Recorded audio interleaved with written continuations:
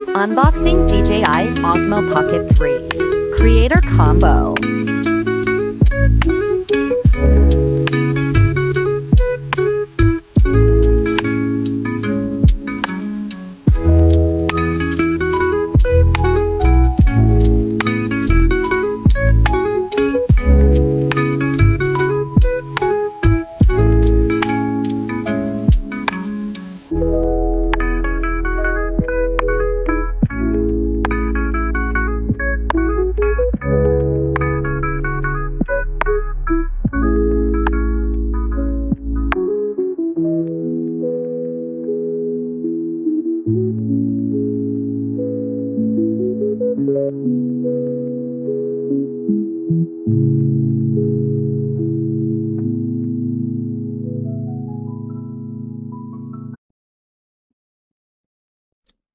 Okay, so kanina sa mall, nag-quick unbox na tayo. So ngayon, papakita lang namin sa inyo sa bahay na kami yung mga laman ng DJI Osmo 3. Okay, so ito yung pinaka-pouch nyo.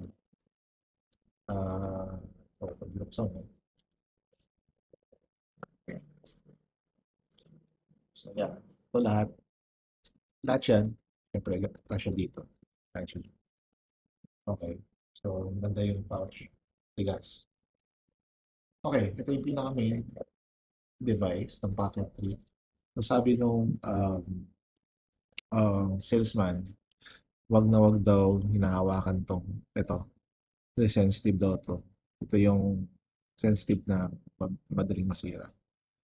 Tsaka itong soft touch kasi ito yung on button, on off button. So pagka binunot mo to sa pouch or kaya dito sa case na hindi mo namamalayan, mo-on na to. Eh, hindi siya pwedeng nakatagilid. Kailangan ng paggamit daw, laging nakatayo lang siya.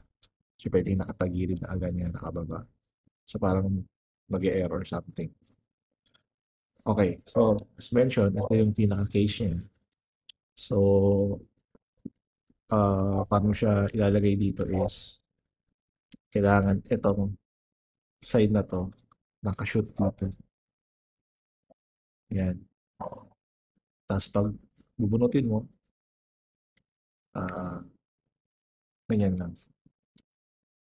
Okay, so, hindi ko hinawakan to kasi soft touch. Iniingatan daw to. Tsaka ito, wag hahawakan. Okay, so ito yung case. Ito yung pinaka-battery niya. So, sasaksak mo yan dito. Pinaka-body. Sorry. Yan. So, pag tumunog sa charge, tapos kailangan mong ikabit din yung tripod dito.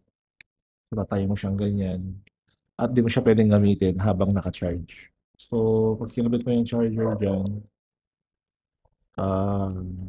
kabit mo na yung tripod. Ikot mo lang, ganyan, ganyan, ganyan. Tapos, yan, charging. Tatay mo na siyang ganyan. So, bawal siya gamitin habang naka-charge. So, tanggalin natin yung tripod. I-click nyo lang to, button na to, para ma-release siya. Tapos bunot. Okay? Tapos, ito yung uh, kasama ng pinaka-main device. Kailangan mo itong ilagay dito. Ayan, so, tutunog. Tapos, clip mo yung both sides. Tapos, on mo na. Yan. Dapat naka-straight siya pag ginagamit. Hindi naka-side, ganyan. Okay. So, ito naman yung mic. So, ito parang mabalahibong to. Nilagay lang namin dyan. Kiniklip yan dyan.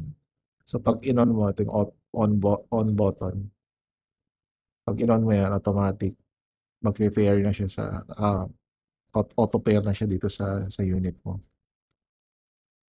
So, press, mag-blue. So, naka-on yan. Automatic. Hindi mo na siya kailangan i-pair kagaya ng cellphone. So, automatic naka-pair na siya dito. Ayan. Okay, tapos bumili rin kami ng SD card, 128 lang at the minimum. Sakto lang para magano ng mga videos and photos. SanDisk Extreme. Then, kakabit mo siya dito. Susok mo yung SD card dyan. And then, yun na.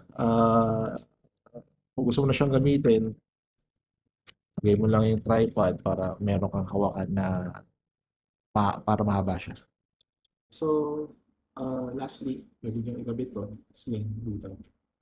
Kabit nyo lang para protection, hindi rin nabiyak sa kamay nyo against yung frames.